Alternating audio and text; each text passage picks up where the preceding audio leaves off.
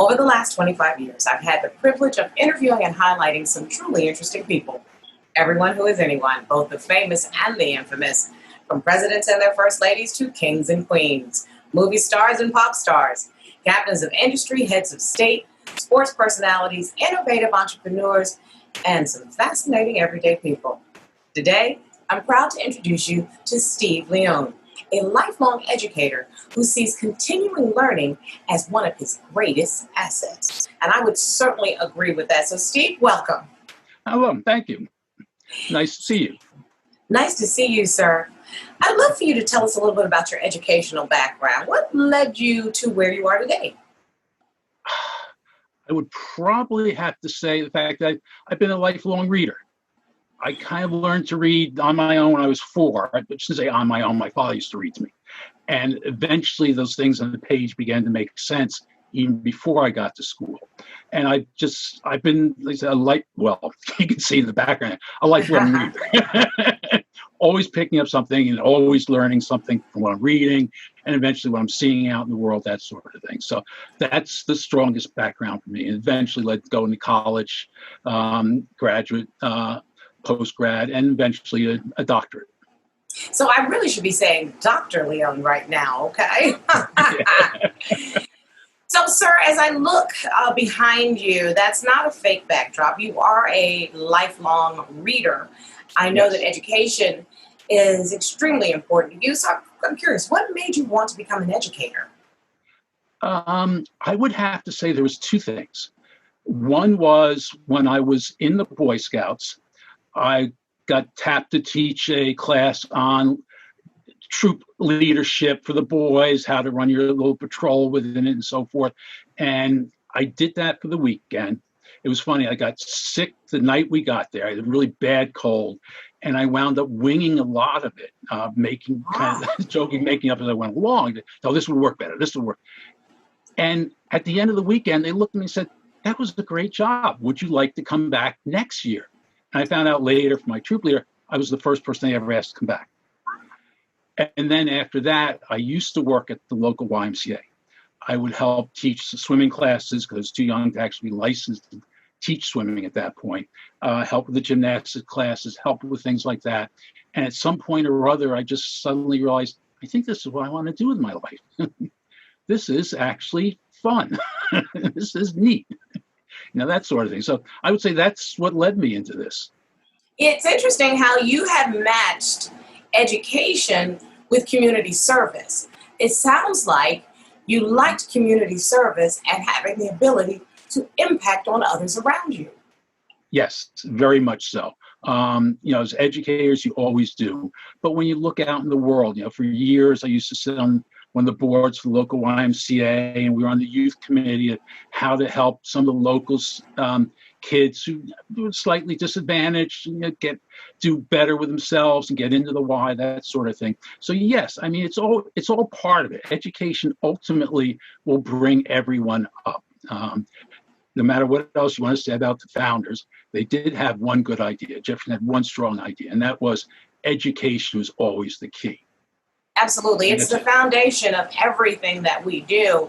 And I always look at it as the jumping off point for anything you want to do. Yes, you're in life. Very much so. Yep, very much.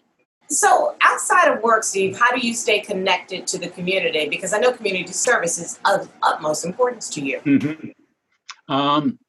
I used to be, like I said, very active in things like the board of the YMCA, the local fire department, and a couple other civic groups, for a while, Saving the Playhouse. Towards the end, I kind of backed off a little bit as I head towards retirement, because I'm now looking at, okay, what's the next thing I'm going to do? I've done these for years, and I had one of my cousins one time said, every 10 years you should change what you're doing.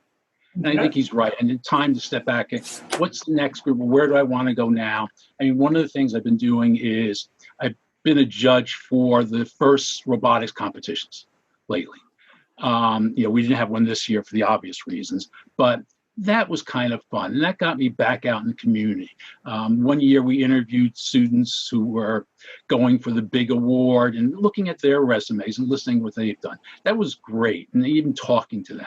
I really like that. Having a strong family really and truly is, in my opinion, one of the foundations of success. So I'll ask you, what role did your family play in your success? Just, I was going to say, just kind of being there. We were talking the other day about this when I was doing my doctorate.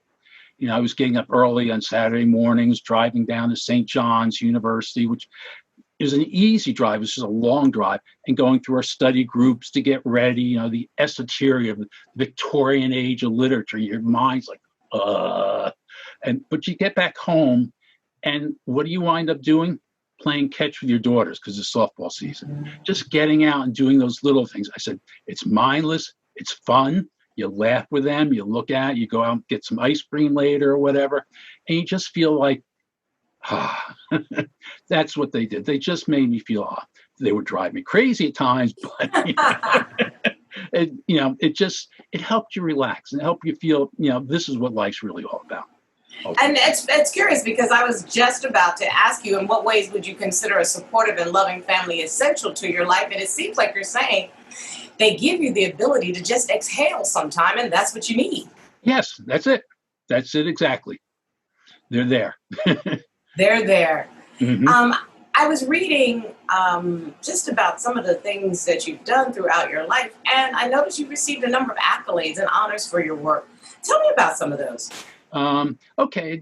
I was looking at them beforehand for the interview, and I realized probably the most important one really does start when I was a kid, getting my Eagle Scout. That was a big deal to do all that work. And I think it really pushed me after that to do more. So then down the road, when Verizon approached the local community colleges about doing an educational program for their workers, and I got involved with that, wound up winning an award from National Council of Teachers of English for innovative curriculum for them, for teaching these students both technology and English, combining the two together, using computer, kind of doing what we're doing now. Back then it was like, who would have thought this? But now, teaching their employees so it's things like that. Those awards meant a lot. Eventually Star Award from the program for all the work I did for them. And like I said, there's a couple others in there. Mentioned the Eagle Scout, Ad Altare Dei, which was one of the Boy Scout awards for religion. It's funny, having an interview like this, you start thinking about your past. And you realize that was a big deal. I went to get it.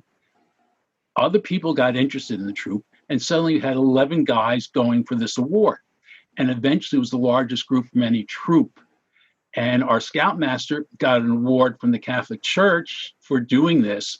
And he was very, very proud of it. And even today I joke about how that old Episcopalian thought this was the greatest thing because he led these boys into learning more about their religion. Not forcing his down, learning about theirs. And he loved it. Yes. I love that also. I think anytime you can teach young people to have a relationship with their version of God, it's a very positive thing. Yes. And instead of pressing religion, encouraging relationship is something that can be a highlight in a person's life. Yes. One of the things we always stressed when we taught the Declaration of Independence was Jefferson wrote their God. Not the God, their God. That's a big deal. And it takes an educator to point that out here. So looking at everything that you've done, what would you consider to be the highlights of your career, either personally or professionally? I really had to look over. Getting the award for the curriculum was a big deal for me at the time.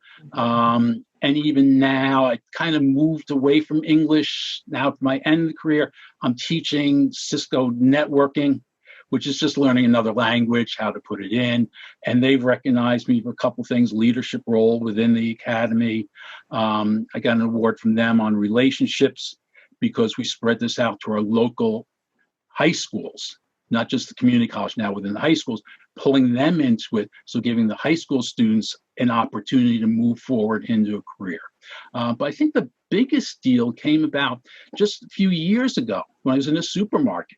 One of the local politicians was in there, shaking hands and all that, pressing flesh, as they say. And I looked at him and I said, name's familiar, the face is familiar.